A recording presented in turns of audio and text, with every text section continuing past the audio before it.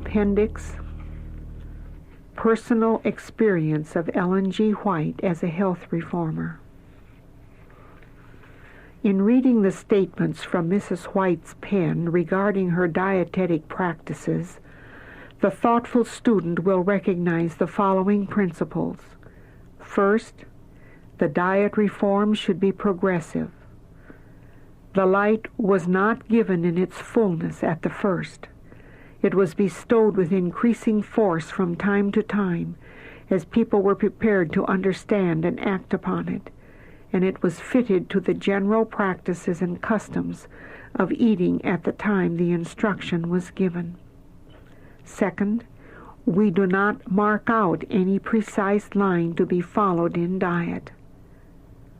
Repeated warnings were given against certain specific injurious foods, but in the main, general principles were laid down, and detailed application of these broad principles must sometimes be determined by experimentation and by the best scientific conclusions available. Third, quote, I make myself a criterion for no one else.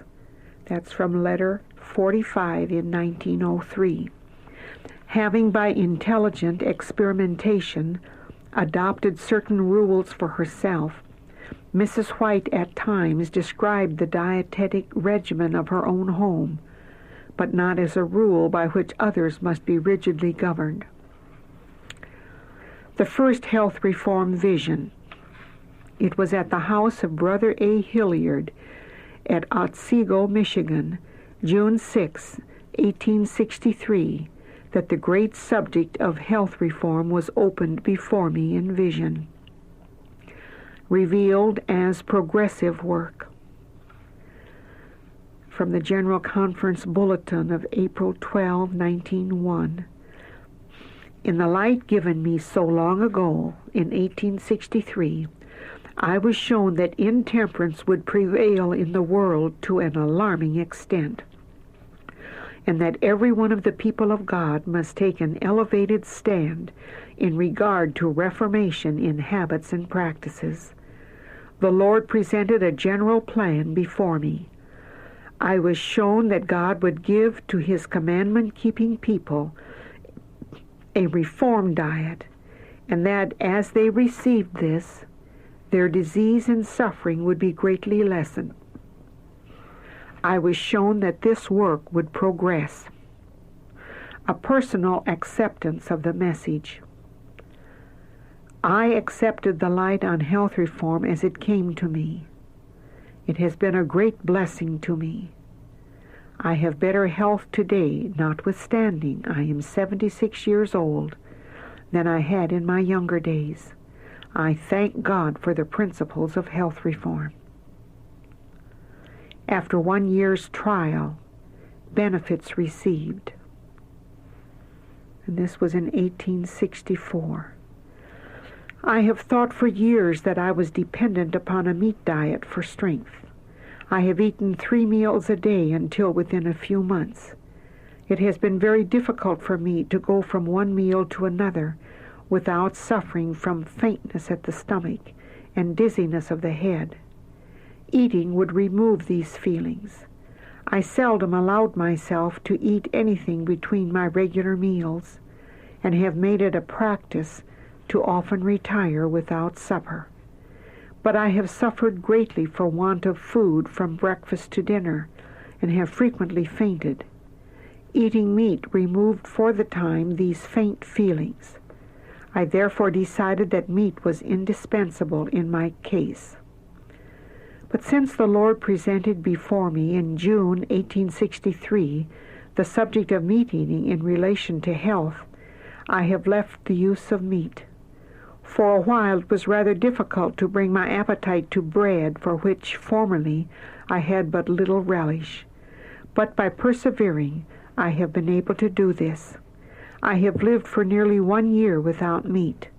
For about 6 months, most of the bread upon our table has been unleavened cakes, made of unbolted wheat meal and water, and a very little salt. We use fruits and vegetables liberally. I have lived for 8 months upon 2 meals a day. I have applied myself to writing the most of the time for above a year. For 8 months have been confined closely to writing. My brain has been constantly taxed, and I have had but little exercise. Yet my health has never been better than for the past 6 months. My former faint and dizzy feelings have left me. I have been troubled every spring with loss of appetite. The last spring I had no trouble in this respect. Our plain food, eaten twice a day, is enjoyed with a keen relish. We have no meat, cake, or any rich food upon our table. We use no lard, but in its place, milk, cream, and some butter. We have our food prepared with but little salt, and have dispensed with spices of all kinds. We breakfast at 7 and take our dinner at 1. It is seldom I have a faint feeling. My appetite is satisfied. My food is eaten with a greater relish than ever before. The Battle for Victory, written in 1870. I have not changed my course a particle since I adopted the health reform. I have not taken one step back since the light from heaven upon this subject first shone upon my pathway. I broke away from everything at once, from meat and butter and from 3 meals, and that while engaged in exhaustive brain labor, writing from early morning until sundown. I came down to 2 meals a day without changing my labor. I have been a great sufferer from disease, having had 5 shocks of paralysis. I have been with my left arm bound to my side for months, because the pain in my heart was so great. When making these changes in my diet, I refused to yield to taste and let that govern me. Shall that stand in the way of my securing greater strength, that I may therewith glorify my Lord? Shall that stand in my way for a moment? Never. I suffered keen hunger. I was a great meat eater. But when faint, I placed my arms across my stomach and said, I will not take a morsel. I will eat simple food, or I will not eat at all. Bread was distasteful to me. I could seldom eat a piece as large as $1. Some things in the reform I could get along with very well, but when I came to the bread, I was especially set against it. When I made these changes, I had a special battle to fight. The first 2 or 3 meals I could not eat. I said to my stomach, you may wait until you can eat bread. In a little while I could eat bread, and graham bread too. This I could not eat before, but now it tastes good, and I have had no loss of appetite. Acted on principles. When writing Spiritual Gifts, volumes 3 and 4, in 1963 and 1964, I would become exhausted by excessive labor.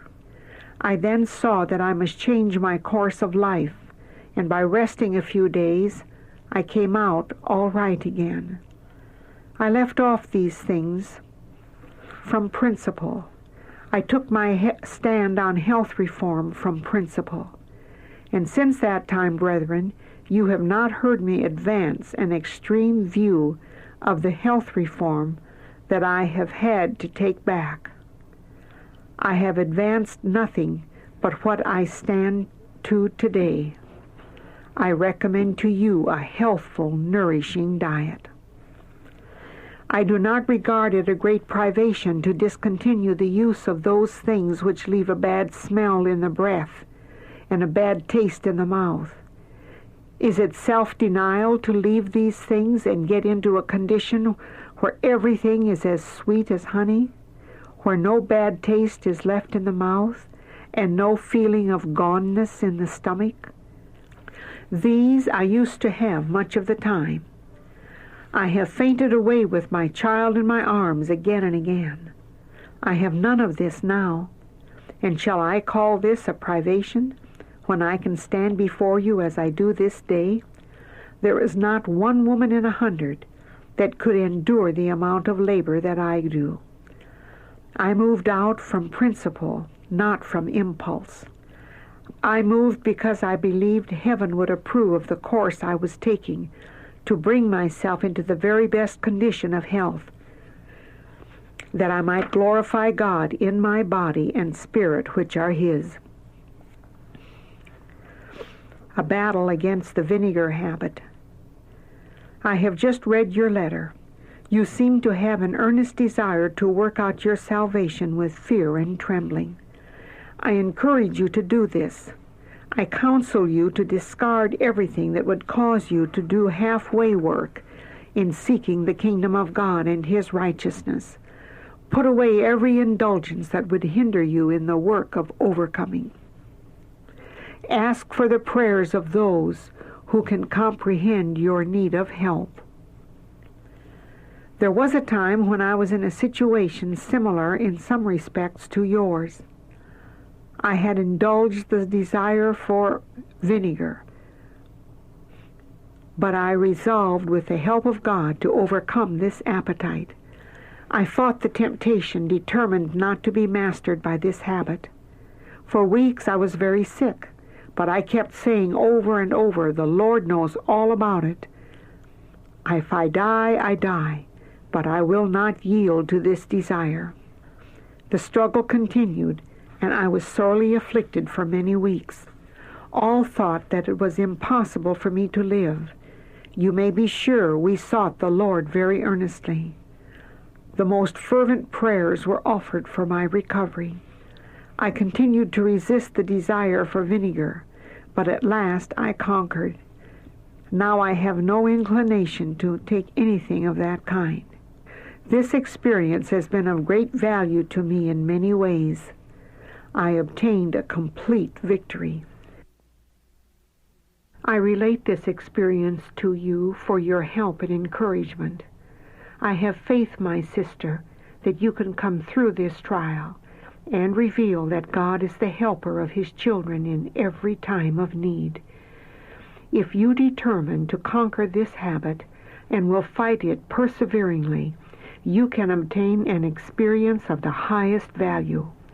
When you set your will resolutely to break off this indulgence, you will have the help you need from God. Try it, my sister. As long as you acknowledge this habit by indulging it, Satan will retain his hold on your will and bring it into obedience to himself. But if you will determine to overcome, the Lord will heal you and will give you strength to resist every temptation. Ever remember that Christ is your Savior and Keeper. A spare but adequate diet.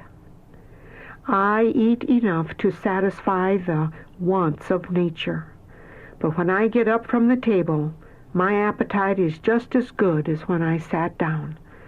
And when the next meal comes, I am ready to take my portion and no more. Should I eat a double amount now and then because it tastes good, how could I bow down and ask God to help me in my work of writing when I could not get an idea on account of my gluttony? Could I ask God to take care of that unreasonable load upon my stomach? That would be dishonoring Him. That would be asking to consume upon my lust. Now I eat just what I think is right, and then I can ask Him to give me strength to perform the work that He has given me to do. And I have known that heaven has heard and answered my prayer when I have offered this petition. A well-supplied table. I have a well-set table on all occasions. I make no change for visitors, whether believers or unbelievers. I intend never to be surprised by an unreadiness to entertain at my table from 1 to half a dozen extra who may chance to come in. I have enough simple, healthful food ready to satisfy hunger and nourish the system. If any want more than this, they are at liberty to find it elsewhere. No butter or flesh meats of any kind come on my table. Cake is seldom found there. I generally have an ample supply of fruits, good bread, and vegetables. Our table is always well patronized, and all who partake of the food do well and improve upon it. All sit down with no Epicurean appetite and eat with a relish the bounties supplied by our Creator. On the cars. While parents and children were eating of their dainties, my husband and myself partook of our simple repast at our usual hour at 1 p.m. of graham bread without butter and a generous supply of fruit. We ate our meal with a keen relish and with thankful hearts that we were not obliged to carry a popular grocery with us to provide for a capricious appetite. We ate heartily and felt no sense of hunger until the next morning. The boy, with his oranges, nuts, popcorn, and candies, found us poor customers. Encountering difficulties and resultant compromises. Over 30 years ago, I was often in great weakness. Many prayers were offered in my behalf. It was thought that flesh meat would give me vitality, and this was, therefore, my principal article of diet. But instead of gaining strength, I grew weaker and weaker. I often fainted from exhaustion. Light came to me, showing me the injury men and women were doing to the mental, moral, and physical faculties by the use of flesh meat.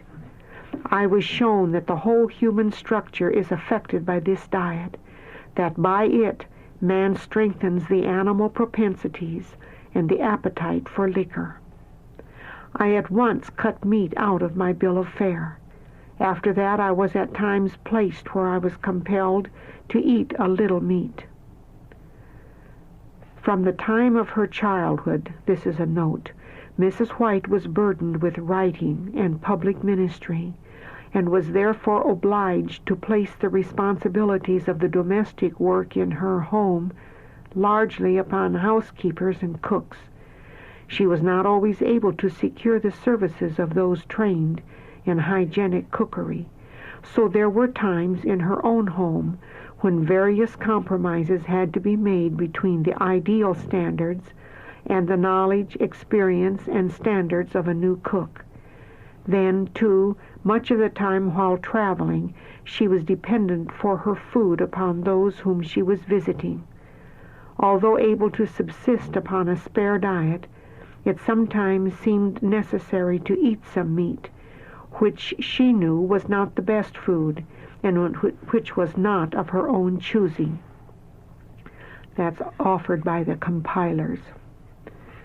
Lament for want of a cook, 1892.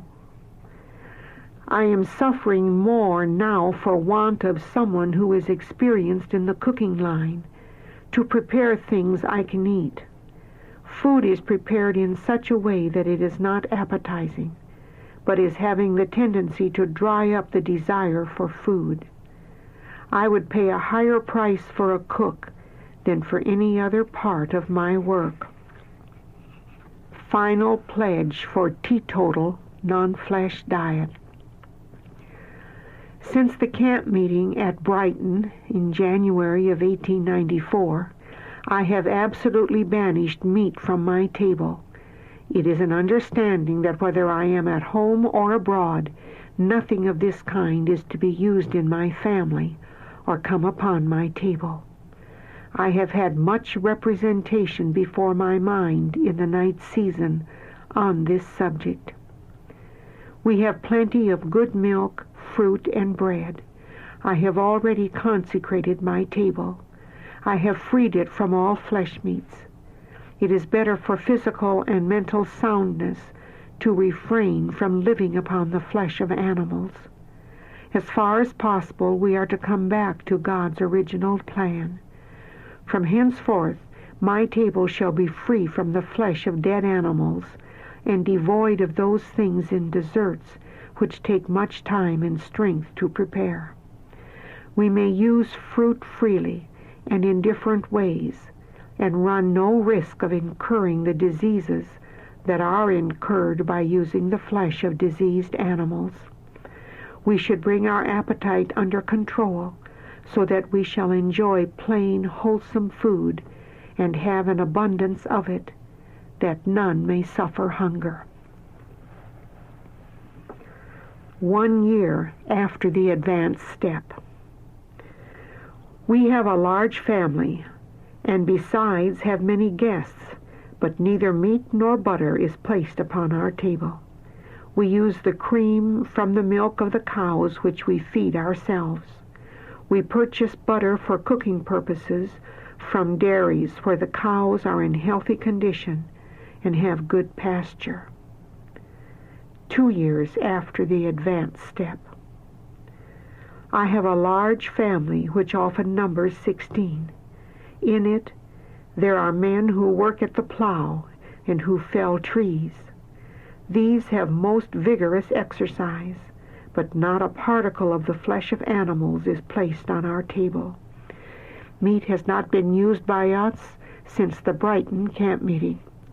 It was not my purpose to have it on my table at any time, but urgent pleas were made that such a one was unable to eat this or that, and that his stomach could take care of meat better than it could anything else.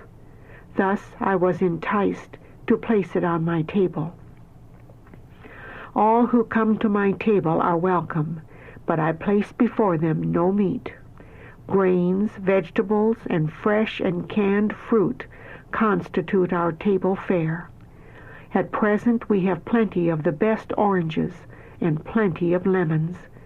This is the only fresh fruit we can get at this season of the year.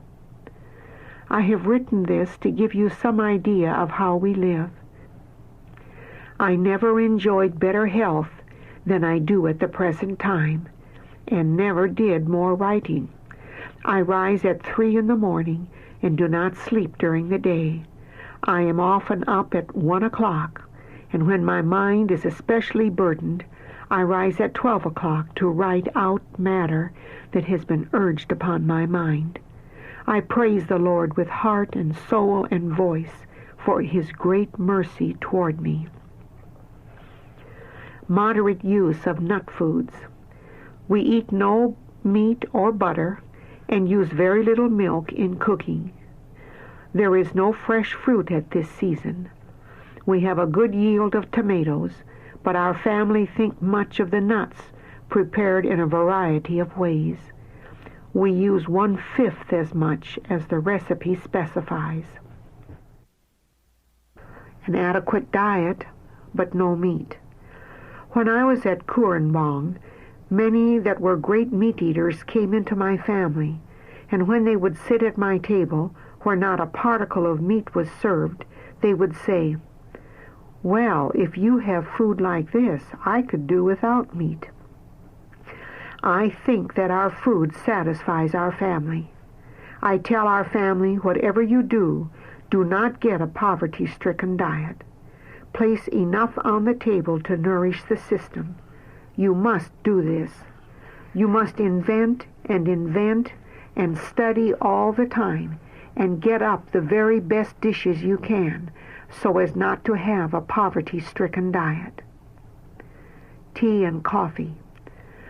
I have not bought a penny's worth of tea for years. Knowing its influence, I would not dare to use it, except in cases of severe vomiting, when I take it as a medicine, but not as a beverage. I am not guilty of drinking any tea except red clover top tea, and if I liked wine, tea, and coffee, I would not use these health-destroying narcotics, for I prize health, and I prize a healthful example in all these things. I want to be a pattern of temperance and of good works to others. Simple food. My health is good. My appetite is excellent. I find that the simpler my food and the fewer varieties I eat, the stronger I am. Following the Light in 1903. In our family, we have breakfast at 6:30 and dinner at 1:30. We have no supper. We would change our times of eating a little were it not for the fact that these are the most convenient hours for some of the members of the family. I eat but 2 meals a day and still follow the Light given me 35 years ago. I use no meat. As for myself, I have settled the butter question. I do not use it. This question should easily be settled in every place where the purest article cannot be obtained. We have 2 good milk cows, a Jersey and a Holstein. We use cream, and all are satisfied with this. I am 75 years old, but I do as much writing as I ever did. My digestion is good and my brain is clear. Our fare is simple and wholesome. We have on our table no butter, no meat, no cheese, no greasy mixtures of food. For some months, a young man who was an unbeliever and who had eaten meat all his life boarded with us. We made no change in our diet on his account, and while he stayed with us, he gained about 20 pounds. The food which we provided for him was far better for him than that to which he had been accustomed. All who sit at my table express themselves as being well satisfied with the food provided. The family not bound with rigid rules. This was written in 1904. I eat the most simple food prepared in the most simple way. For months, my principal diet has been vermicelli and canned tomatoes cooked together. This I eat with zwieback. Then I have also stewed fruit of some kind and sometimes lemon pie. Dried corn cooked with milk or a little cream is another dish that I sometimes use. But the other members of my family do not eat the same things that I do. I do not hold myself up as a criterion for them. I leave each one to follow his own ideas as to what is best for him. I bind no one else's conscience by my own. One person cannot be a criterion for another in the matter of eating. It is impossible to make one rule for all to follow. There are those in my family who are very fond of beans, while to me beans are poison. Butter is never placed on my table, but if the members of my family choose to use a little butter away from the table, they are at liberty to do so. Our table is set twice a day, but if there are those who desire something to eat in the evening, there is no rule that forbids them from getting it. No one complains or goes from our table dissatisfied. A variety of food that is simple, wholesome, and palatable is always provided. A statement for those who question Mrs. White's manner of eating. This was written in 1908. It is reported by some that I have not lived up to the principles of health reform, as I have advocated them with my pen. But I can say that so far as my knowledge goes, I have not departed from those principles. Those who have eaten at my table know that I have not placed flesh meats before them. It is many years since I have had meat on my table at home. We never use tea or coffee. Occasionally I have used red clover blossom tea for a warm drink, but few of my family drink any fluid at our meals. The table is provided with cream instead of butter, even though we have company present. I have not used butter for many years. Yet we do not have an impoverished diet. We have an abundance of dried and canned fruit. If our own fruit crop is short, we buy some in the market. Sister Gray sends me the seedless grapes, and these stewed make a very appetizing dish. We raise our own loganberries and use them freely. Strawberries do not grow well in this locality, but from our neighbors we purchase blackberries, raspberries, apples, and pears. We have also an abundance of tomatoes. We also raise a fine variety of sweet corn and dry a large amount for use during the winter months. Nearby us is a food factory where we can supply ourselves with the grain preparations. We endeavor to use good judgment in determining what combinations of food best agree with us. It is our duty to act wisely in regard to our habits of eating, to be temperate, and to learn to reason from cause to effect. If we will do our part, then the Lord will do His part in preserving our brain nerve power. For more than 40 years I have eaten but 2 meals a day, and if I have a specially important work to do, I limit the quantity of food that I take. I regard it as my duty to refuse to place in my stomach any food that I have reason to believe will create disorder. My mind must be sanctified to God, and I must guard carefully against any habit that would tend to lessen my powers of intellect. I am now in my 81st year, and I can bear testimony that we do not, as a family, hunger for the flesh pots of Egypt. I have known something of the benefits to be received by living up to the principles of health reform.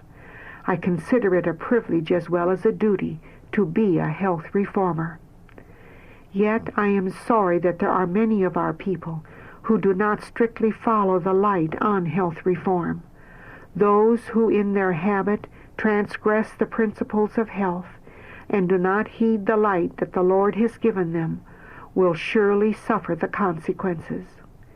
I write you these details that you may know how to answer any who may question my manner of eating. I consider that one reason why I have been able to do so much work, both in speaking and in writing, is because I am strictly temperate in my eating. If several varieties of food are placed before me, I endeavor to choose only those that I know will agree. Thus I am enabled to preserve clear mental faculties. I refuse to place in my stomach knowingly anything that will set up fermentation. This is the duty of all health reformers. We must reason from cause to effect. It is our duty to be temperate in all things.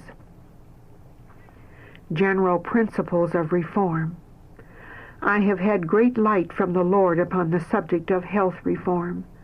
I did not seek this light. I did not study to obtain it. It was given to me by the Lord to give to others.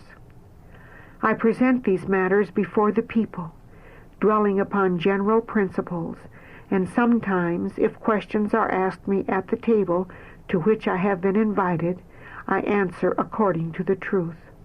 But I have never made a raid upon anyone in regard to the table or its contents. I would not consider such a course at all courteous or proper. Tolerance of others. I make myself a criterion for no one else. There are things that I cannot eat without suffering great distress. I try to learn that which is best for me, and then, saying nothing to anyone, I partake of the things that I can eat, which often are simply 2 or 3 varieties that will not create a disturbance in the stomach. There is a wide difference in constitutions and temperaments, and the demands of the system differ greatly in different persons. What would be food for one might be poison for another. So precise rules cannot be laid down to fit every case. I cannot eat beans, for they are poison to me. But for me to say that for this reason no one must eat them would be simply ridiculous. I cannot eat a spoonful of milk gravy or milk toast without suffering in consequence, but other members of my family can eat these things and realize no such effect. Therefore, I take that which suits my stomach best, and they do the same. We have no words, no contention. All moves along harmoniously in my large family, for I do not attempt to dictate what they shall eat or shall not eat. I have been a faithful health reformer. Written in 1909. When the message of health reform first came to me, I was weak and feeble, subject to frequent fainting spells. I was pleading with God for help, and He opened before me the great subject of health reform. He instructed me that those who are keeping His commandments must be brought into sacred relation to Himself, and that by temperance in eating and drinking they must keep mind and body in the most favorable condition for service. This light has been a great blessing to me. I took my stand as a health reformer, knowing that the Lord would strengthen me.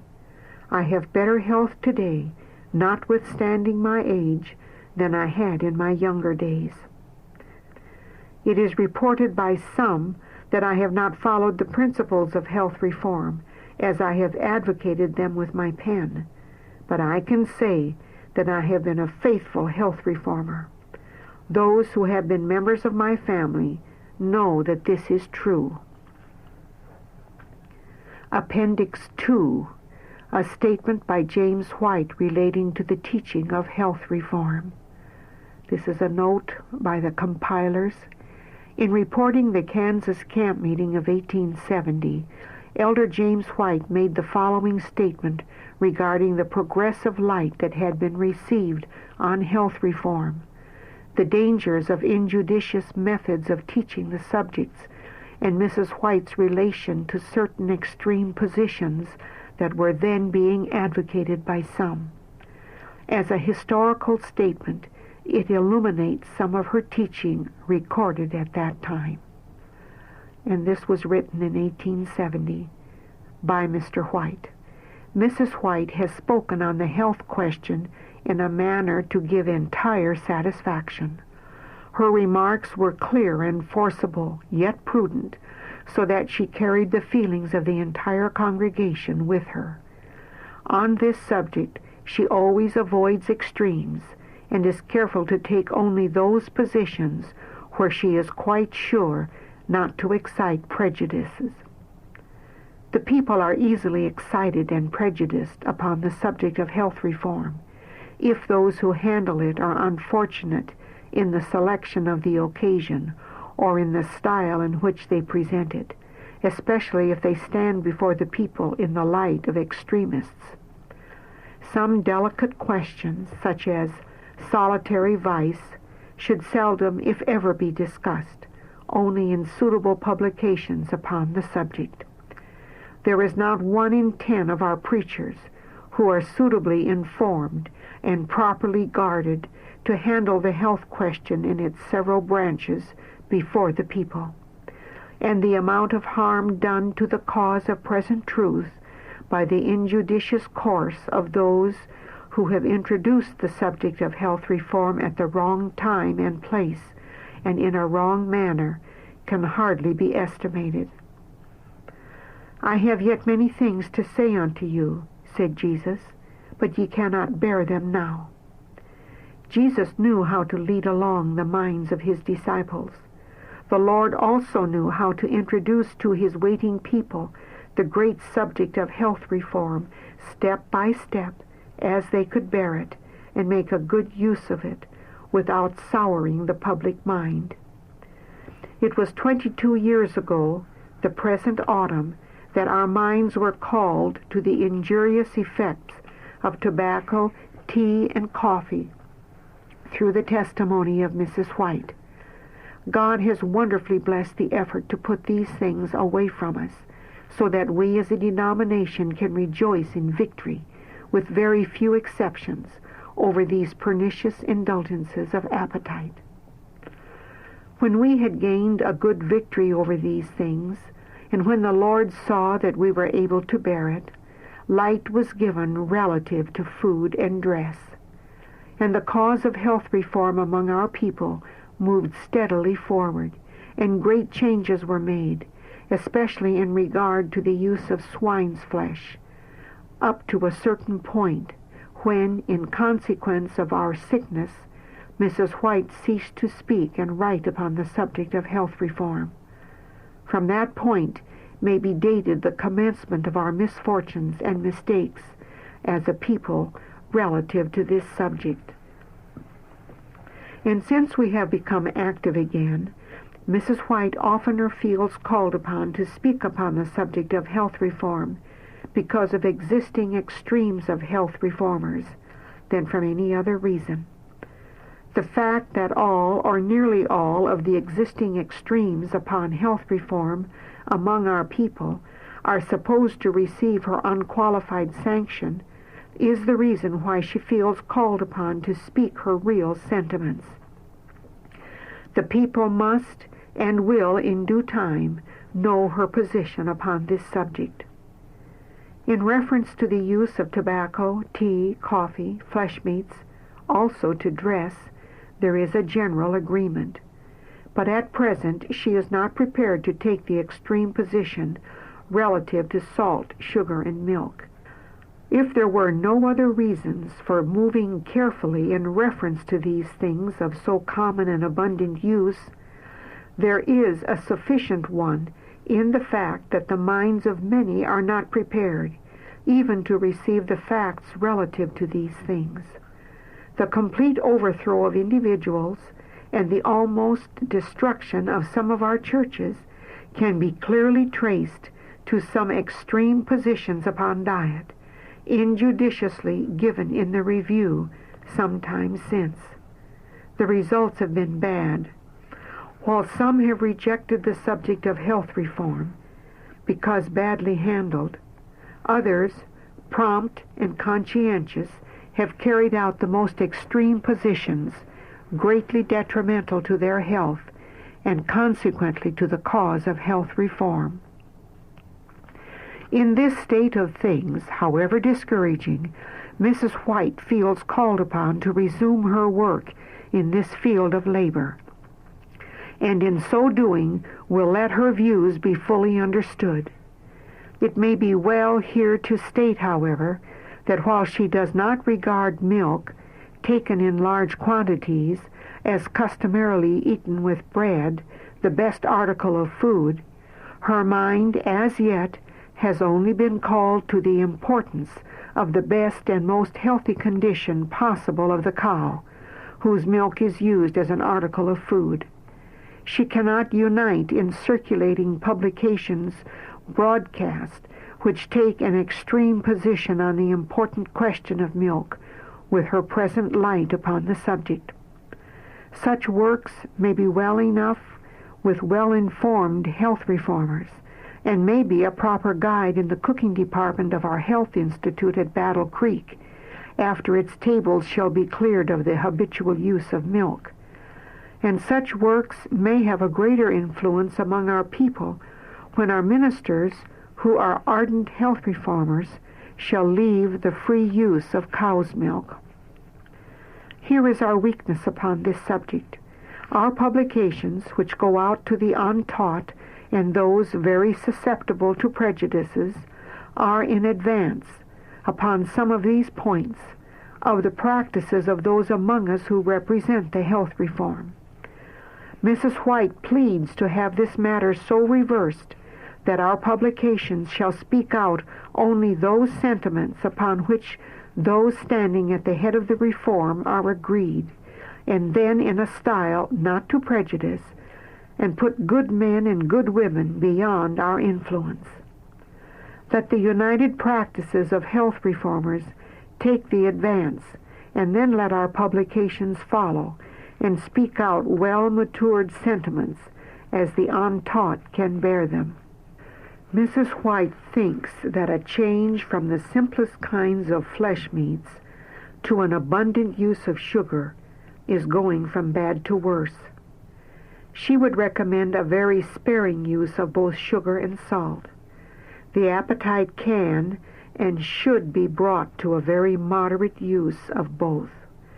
In the case of salt, food with so reduced an amount that it would taste insipid to the one accustomed to the use of much salt, after a few weeks of very temperate use, will be painfully salty to the taste.